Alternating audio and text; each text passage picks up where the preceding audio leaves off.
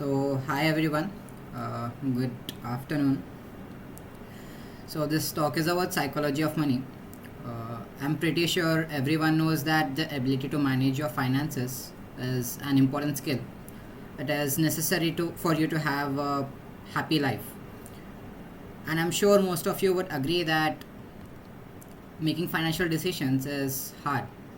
Money management is difficult, and generally, when we try to do something about it, we end up with these complicated spreadsheets, lots of technical terms, and huge amount of varying advices from different people on what is the best thing you can do with your money. This results us in being in a very confused state on what exactly we have to do. I myself was in a similar situation up until last month when in one of our office reading groups, Karan, who also happens to be my manager, posted this book. He recommended us to read this book, where he posted that this is an amazing short read. It would definitely change your perspective towards money. Since I was already struggling with this topic a lot, I decided to give it a try. The book talks about money in a very different way. It portrays finance as a soft skill in contrast to complicated maths it's generally shown as. It also successfully demonstrates that getting a good hang of human psychology is good for you to do well with your money. So throughout this talk, I would be sharing some things I found very useful from this book, which can maybe help you guys make better financial decisions. So before I start, I would like to thank all of you for sparing your Sunday afternoon to come here and listen to this talk. I greatly appreciate it and thank you all. Uh, so here's a short introduction about myself, since some of you here don't know me personally. My name is Rikith Reddy. That's one of the most unique names you'll ever come across, making me very easy to find on any social platform. I also happen to be a software developer. I have been working at Arista Networks for the past 3 years. I am also a digital artist. Like, I paint a lot these days. Due to COVID, I started painting, and please do check my Instagram if you like art. I post most of my art there. I also happen to love traveling, but because of COVID, I again cannot get out of my house, so I have to maybe consider removing traveling as my hobby. And lastly, I'm an avid reader. I have been reading for the past 3 months. I have read across 86 books, and maybe that's it about me for now. You can check in more details on any of my social media, or maybe you can ping or email me. We can get back to this webinar. The book, of course, is an amazing one, and 40 minutes webinar is not something where I can do a complete justice to it. I tried to summarize the best points I found from the book. And in case you get any questions while I'm talking, please note them down. We can have all the questions in the end. We can have a separate session for it in the end. And please don't interrupt when I'm speaking. That's the best way to go about it. So this book starts off with this very intriguing story, the story of Ronald Reed. Ronald Reed was a janitor, a simple janitor all his life. He did not have any special financial education. He had a simple annual income of $12,000, which is quite low in America. So, what made Reed's interesting is that the day he passed away in 2014, people found that he had $8 million in his bank account. He did not inherit any money throughout his life, neither won any lottery. He just had a normal job and a normal life. You realize that $8 million is a pretty big amount. Even Harvard business grads who have the best financial education in the world fail to attain this amount in their entire lifetime. Reeds was able to do this. What did he do? Like, when people looked up on what he did, turns out he did not do anything fancy. What he did was, as he got his monthly salary, he took about some amount of it and put it in blue chip stocks. And these stocks compounded over time, making him $8 million the day he died. The reason I show this example is to show that you do not need great financial education to make millions. A simple person, as Ronald Reeds, can also make lots of money if you have the correct attitude and behavior. It's a fact that the behavior with your money is more important than how intelligent or smart you are. As Morgan Housel, the writer of this book Psychology of Money, puts it, financial success is not exactly hard science. It's a soft skill where how you behave is more important than what you know. Throughout the book, he illustrates various things which can help you develop that particular skill.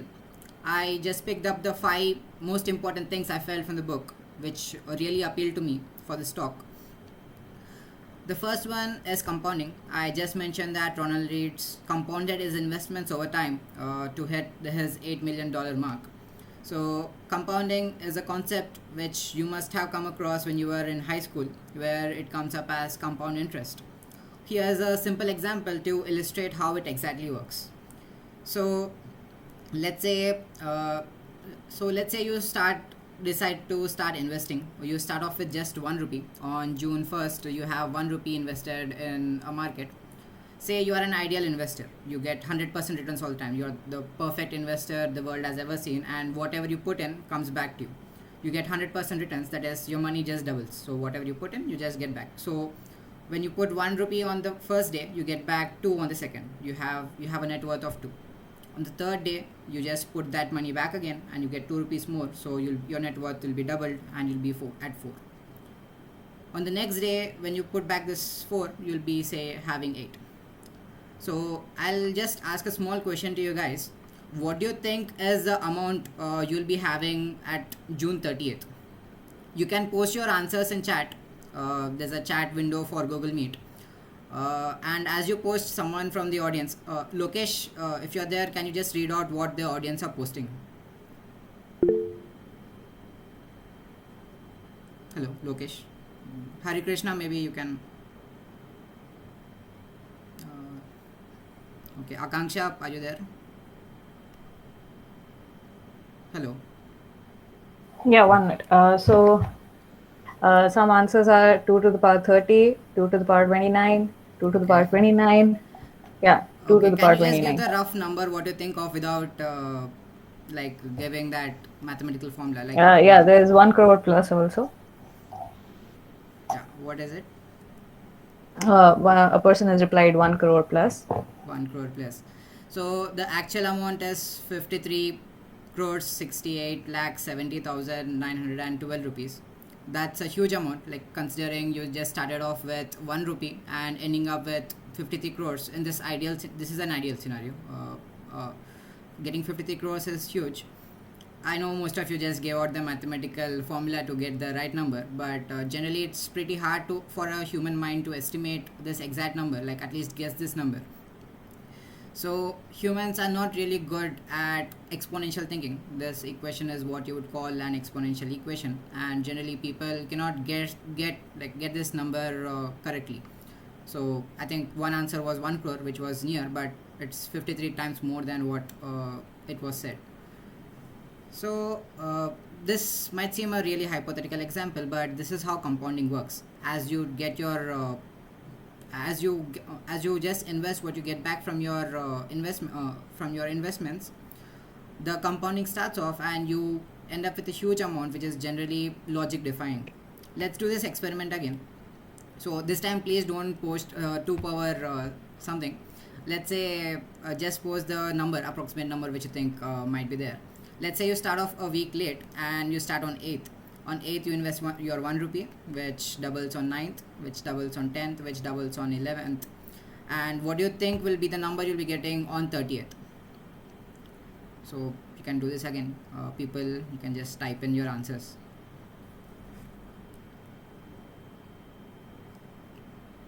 Okay,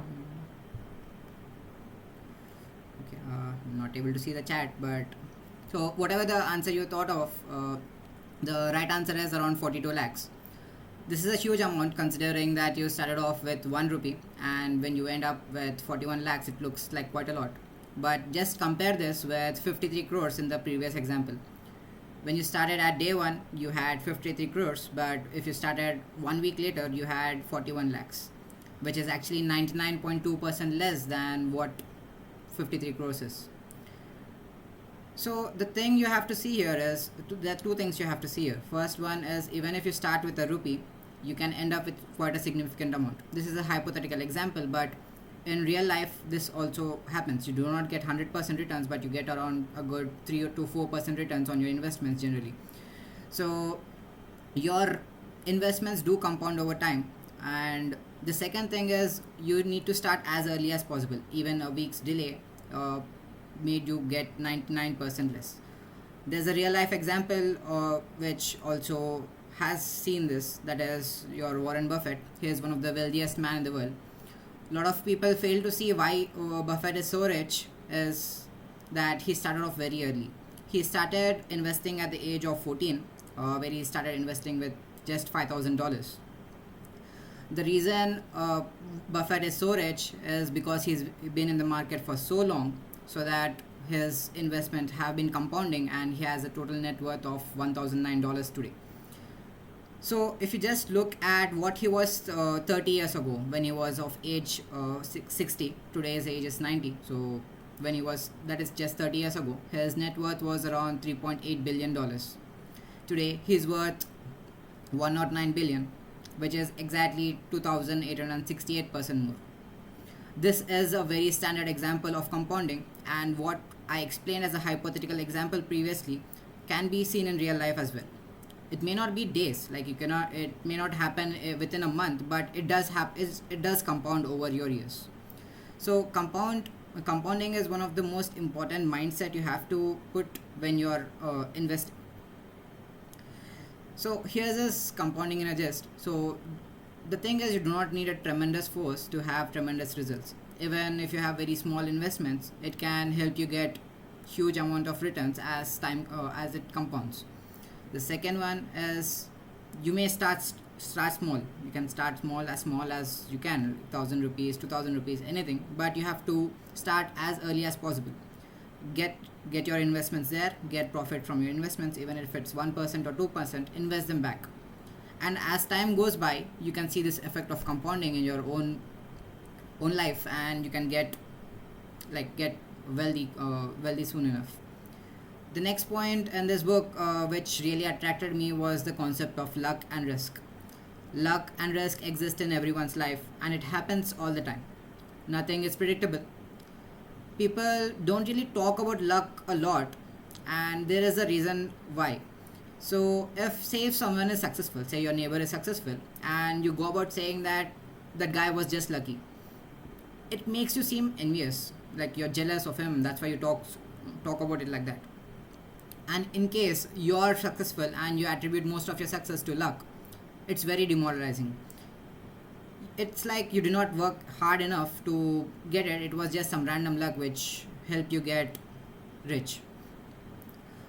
Let's take a real life example here as well. This is the story of Bill Gates. This story about him is not commonly known by most of the people. Bill Gates, as you know, is the founder of Microsoft. He is one of the most brilliant men in the world. He's a tech visionary. He's the smartest man you'll ever meet. And people say he was born to be rich. But the lesser known fact about him is that when Bill Gates was 13 years old, that is in 1969, I guess, he went to this school called Lakeside School. It is in Seattle, USA. At this school, there was a computer. And in 1969, there were no computers in any school, and Bill Gates was 13 years old. So throughout US, there was this only one school which had a computer, and it took in only 300 students, and Bill Gates was one of them. That's the place where he mastered computers with his friend Paul Allen and co-founded Microsoft. But the chances of Bill Gates going to that school, if you just see by normal probability, is 1 in a million. The chances of a kid being in Seattle, being in Lakeside School, and being one of those 300 students who gets to work with computers is quite less. I'm not the one saying this. Bill Gates, in one of his interview, himself states that if he did not have access to that computer at Lakeside School, Microsoft would have never happened. That was luck in play. Yes, Bill Gates is a very smart person, but what would have happened if he did not attend that school? It was a unique chance of luck which happened. There's a similar story which happened in the same school where the colleague of Bill Gates, that is this guy, His name is Evans Kent. Evans Kent went to the same school as Bill Gates and was actually his best friend. Evans was equally good at computers as Bill Gates is. Bill Gates himself said that if things played out well, along with Paul Allen, who is the other co founder, Evans Kent would also be the co founder of Microsoft.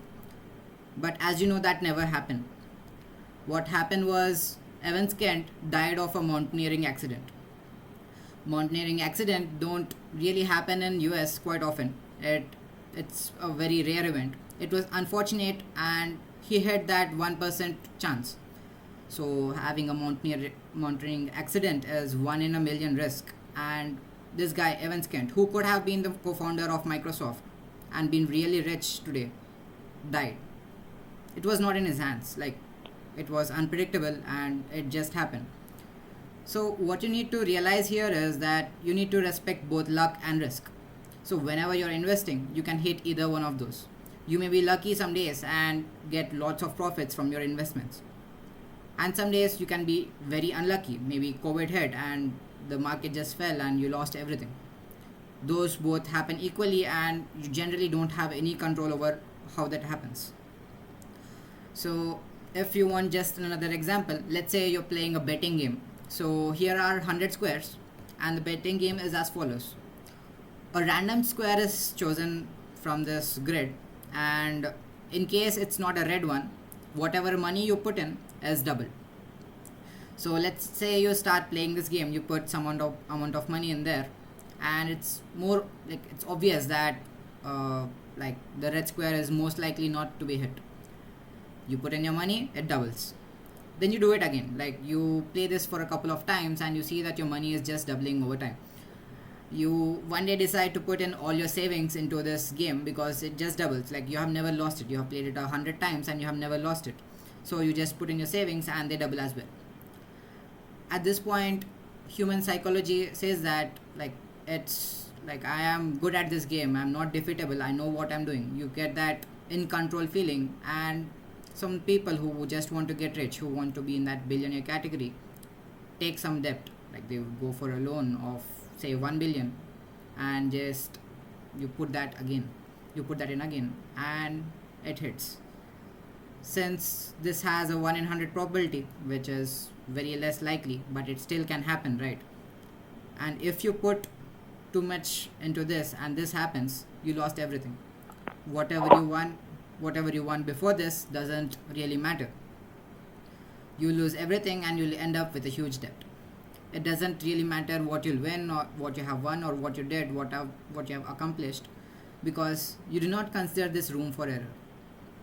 So whenever you're doing your investments, more than the numbers in your spreadsheet, you have to account that things which you never expected will happen. COVID was something no one expected. World War II was something no one expected. All these actually define how the market is right now, right today. If they didn't happen, the market would have been surely different. So you have to account for this. So what is the way you generally deal with when such thing happens? First thing is, you need to have that paranoia. Like, you need to have that fear that whatever you gain, like no matter how lucky you are, no matter how good you think you are, whatever you had can be taken away from you. Even if it's a very less chance that gets taken away, it can be taken away, and it may be taken away one day. So you have to have that room for error. Be flexible. Like, just don't put everything in one thing. So in the example I showed, that was a very severe example where all your savings was being put into one game, which was doubling your income. So in case you do that, so say you are just investing in one stock which is giving you huge amounts of profits, and one day it collapses, what's going to happen to you? Never put all your eggs in one basket. That's a saying, and which is applicable here. Say you also consider that luck and risk are in play and you are very keen on it and you are very good with maths. You make a spreadsheet which says like, even if I take 30% hit, like if I have some loss tomorrow, I can take a 30% hit and still be stable. I can have a good life. But generally what people miss here is that in case you drop your assets by 30%, in case your net worth is dropped by 30%, what happens to you emotionally? Can you take the emotional stress of losing 30% of your total net worth. People generally don't consider this and end up in a very bad situation. So do consider this when you are doing your maths or spreadsheets about your finances. The third important thing about this book is tail products. So I think this is best explained by this example. This is a wonderful example of Jeff Bezos, which the book states, where Jeff Bezos in 2014 launched this product called Amazon Fire Phone. And what happened was, when this product was launched, it was a drastic failure. We don't have it in the market. That's the reason we don't have it in the market today. Amazon hit almost 170 million dollars loss when this product was launched because it was a big failure. Generally, when such a thing happens, the CEO of a company generally steps up and apologizes to all his stakeholders and the media and the people around him. But Jeff Bezos, who is also the richest man today, did not apologize. He said just this: if you think that's a big failure, we are working on much bigger failures right now. And I'm not kidding, some of them are going to make this Fire Phone look like a tiny blip. And he was right. So if you look at Amazon, so Amazon does a large variety of things, delivering items. So it provides web services. It does Fire Phone, Fire TV Stick, and lots of different stuff. What Jeff Bezos was betting on was he had multiple products coming up, and he was hoping for one tail event which could offset everything. So Amazon Web Services was one of them. It made $13.5 billion in the last year.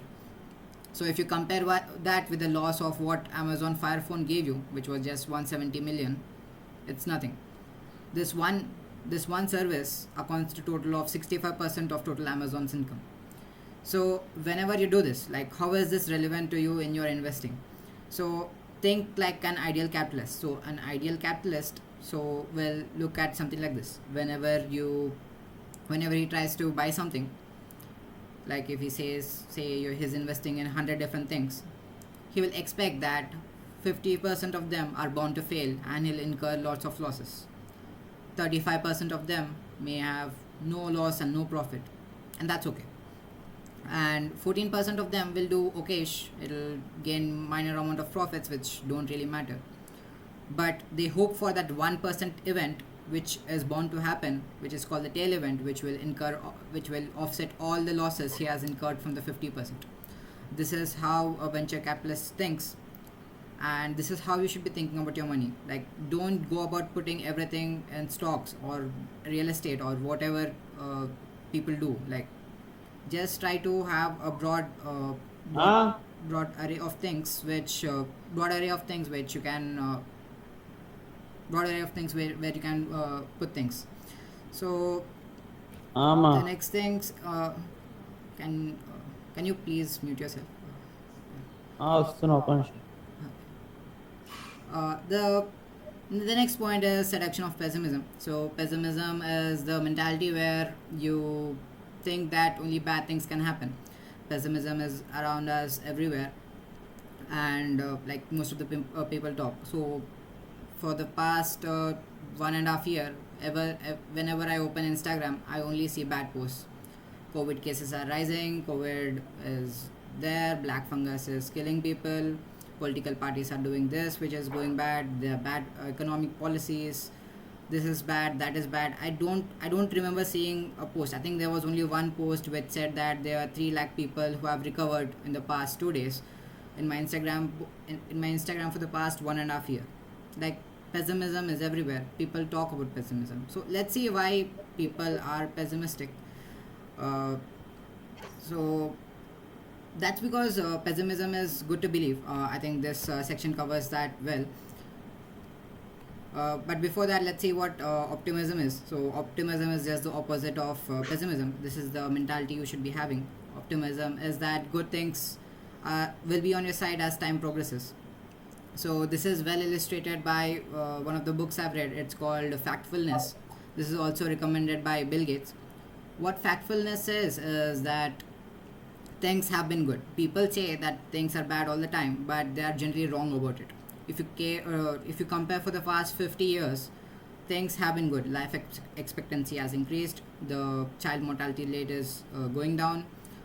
Lots of people are out of poverty. People are having a wealthy life. They're all kinds of positive things, but these are very less talked about in the media.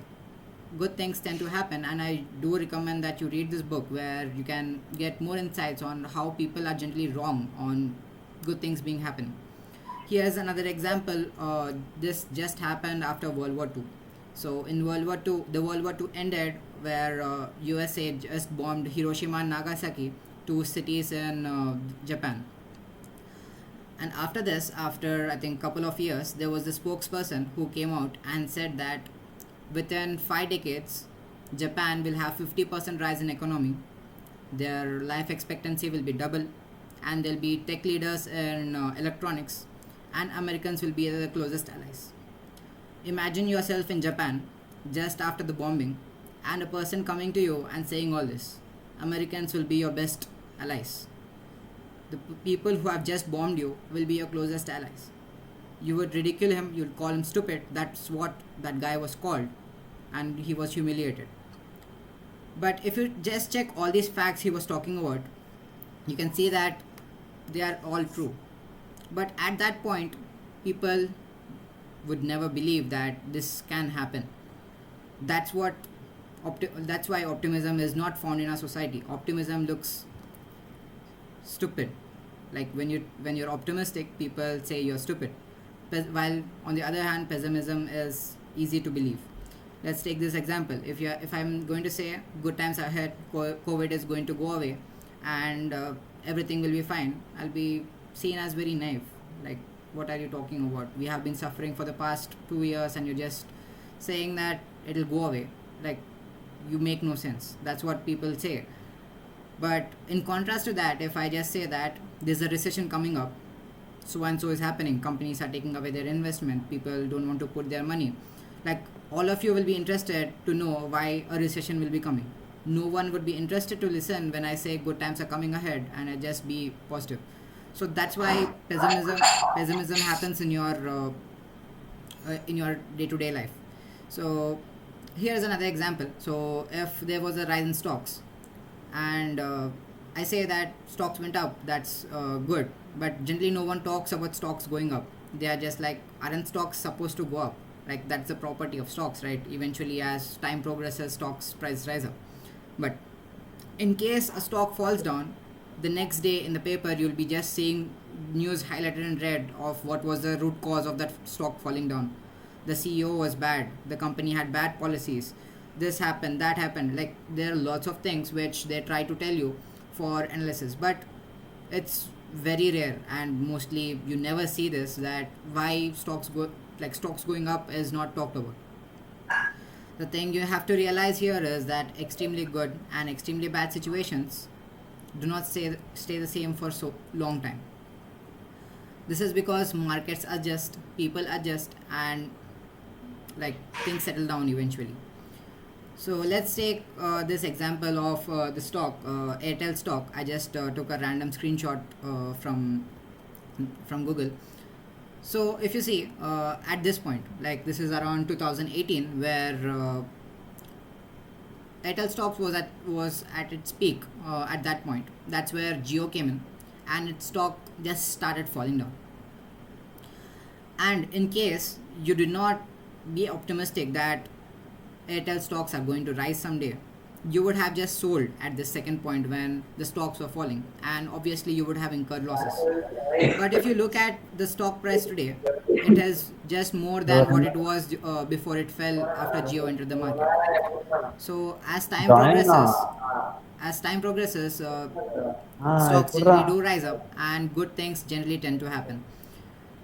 So you need to keep this in mind, when you're investing, that you may see short failures in your investment, but eventually in the long run they will be picking up, and good things are going to happen. Have an optimistic mindset which can get you better at your investments. And third one is money and happiness. I think most of the questions I got were related to this, is why do people want money, and like, what is money, and why like what is money about, why do people need money, what, like how can you be better with money, and so on. So the thing is, money is the only thing in this world which gives you the ability to do whatever you want, wherever you want, and with whomever you want. Having money in the bank is generally the only way you can do whatever you love. Money can be used to be happy, but people fall into certain traps which actually starts making it hard. More often than not, people use money to get respect and admiration. So let's see, some people buy these amazing sports cars and lavish house. Generally they don't really need them, they just buy to have this what they call social stature maybe. Let's take a hypothetical example, like you see this Lamborghini on the road, you would say, wow, that's a nice car, I would be amazed if I was in that car. You would never say, oh, the guy inside the car is amazing. This is what is called the man in the car paradox. You want that asset to be yours. You'll be using that thing to have respect and admiration. But what people fail to see here is that we what people fail to see here is that respect and admiration are not things which you get by showing off different things. Being humble, being kind, respecting people around you, and being empathetic is something which gives you respect. It's not the flashy clothes you have or flashy house you have. Like once you start realizing this, you'll be more happy. And next time whenever you buy something, just ask this question to yourself: am I buying this because it makes me happy, or am I buying this to have a higher social stature or to make others appreciate me? Once you start asking this question, things become more clear to you. You know that what to buy and what not to buy, and it'll be good for your finances. You also need to realize that sometimes you may need to buy costly things. So here's a example from Suits. It's a TV show about corporate lawyers. The guy on the left, Mike Ross, one day shows up to in a very cheap suit to the office. His boss, the one on the right, Harvey Specter, tells him to go and buy a better suit.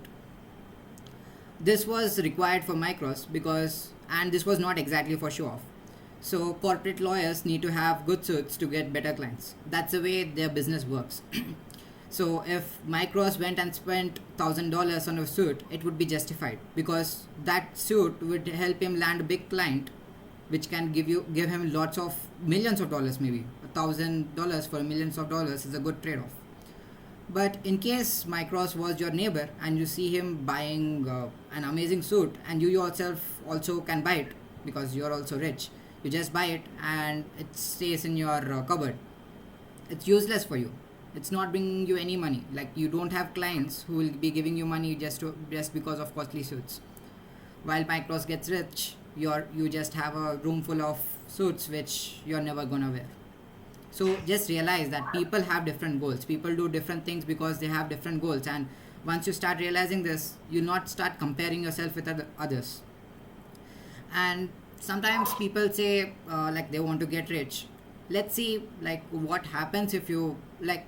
Let's see what happens there. So there's this doctor who is successful and rich, and say he works just for 5 hours. He's a very successful doctor. So he works for 5 hours a day and he was able to earn around 300 crores net worth once like his career picked off. He's around 40 years now.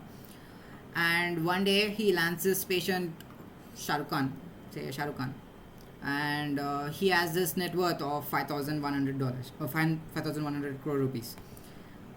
If this doctor started comparing himself with Shah Rukh Khan and says that Shah Rukh Khan has 5,100 crore rupees and I need to work more hard to get there, what he'll do is he'll put in more hours. He was working for 5 hours a day, he'll start working for 8 hours a day maybe, and because I said he's a talented doctor, like he can get there. So finally he gets to 6,000 crores maybe. And as he's moving around in a party, he meets this guy Anand Mahindra.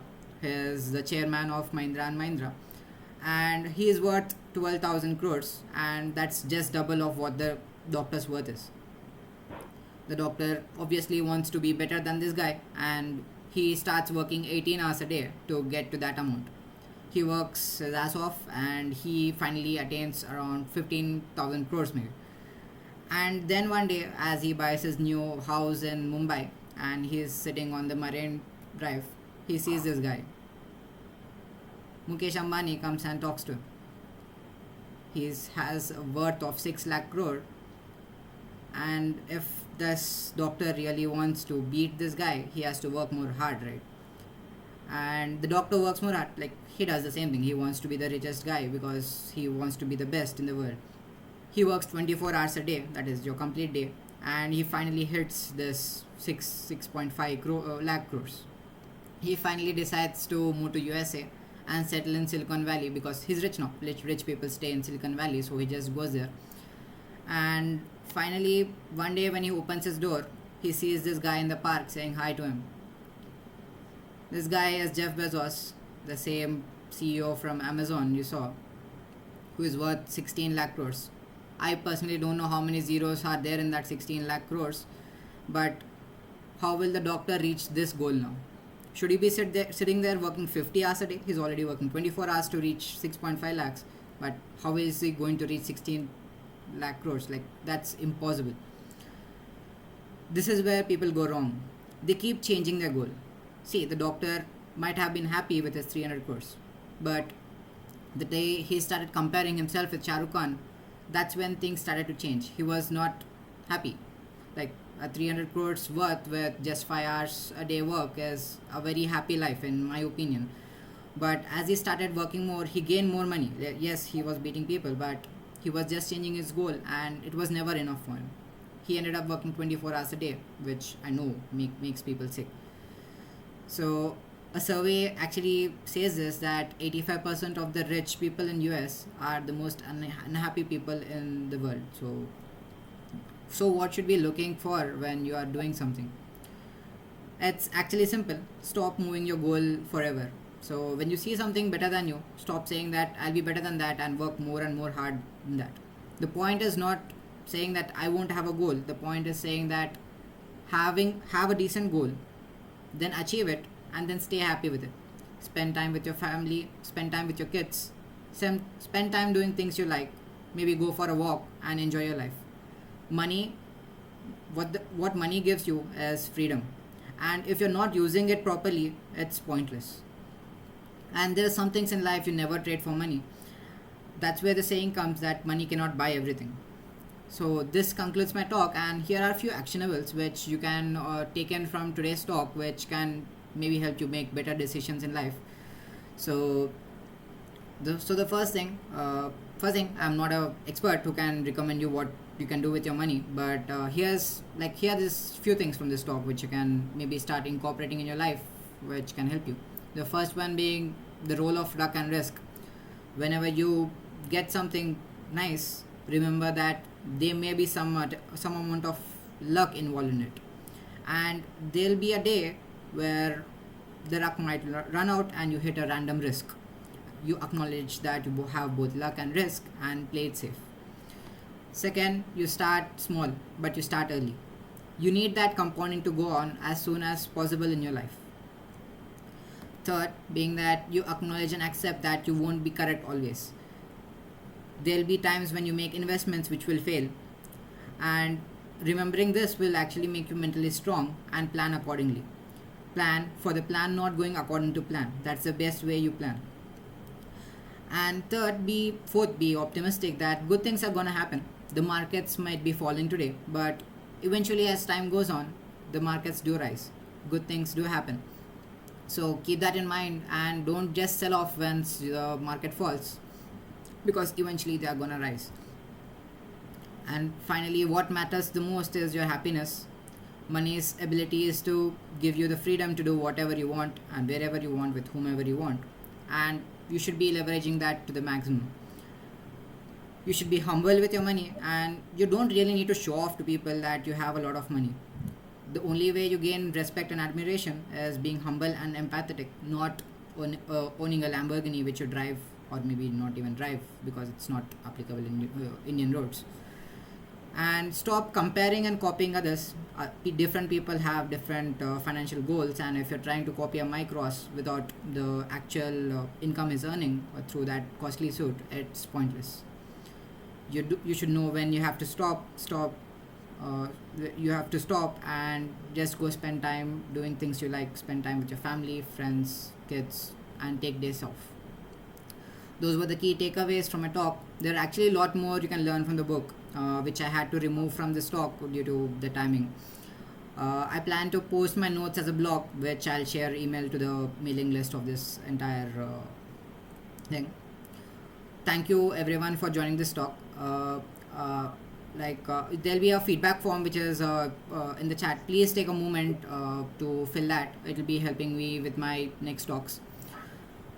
And as you fill that form, here's a special thanks to a few people because of which this talk actually happened. First being Karan, he's the reason I found this book, and for the past 4 years, he has been an amazing mentor. Like, he's been teaching me various skills, soft skills in life, which helped me grow overall. Second is Dikshita. She was the reason most of you got the invite for this talk. I was supposedly to do this talk with a very small number of people, that is 20 people maybe.